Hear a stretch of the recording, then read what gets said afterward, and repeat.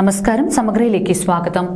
കാഴ്ചക്കാരെ അതിശയിപ്പിച്ച് 35ാമത് ദേശീയ senior fencing championship കണ്ണൂരിൽ പുരോഗമിക്കുന്നു. വിവിധ സംസ്ഥാനങ്ങളിൽ നിന്നായി 700 പേരാണ് മത്സരത്തിൽ പങ്കെടുക്കുന്നത്. കാഴ്ചക്കാരെ അതിശയിപ്പിച്ച് 35ാമത് ദേശീയ സീനിയർ ഫെൻസിംഗ് ചാമ്പ്യൻഷിപ്പ് കണ്ണൂരിൽ പുരോഗമിക്കുന്നു. വിവിധ സംസ്ഥാനങ്ങളിൽ നിന്നായി 700 പേരാണ് പങ്കെടുക്കുന്നത്.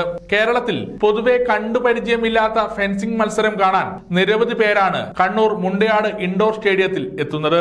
ഒറ്റക്കാഴ്ചയിൽ ഇതെന്തെന്ന് തോന്നാം. സംഗതി വാൾപ്പയറ്റാണോ എന്ന് ചോദിച്ചാൽ അല്ല.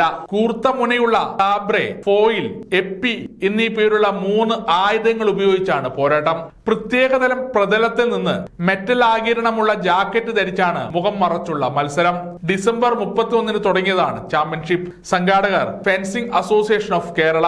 28 സംസ്ഥാനങ്ങളിൽ നിന്നുള്ള മത്സരാർത്ഥികൾ വ്യക്തിഗത ഗ്രൂപ്പ് തല ഇനങ്ങളിൽ മത്സരിക്കുന്നുണ്ട്. സമഗ്ര ന്യൂസ്, കണ്ണൂർ.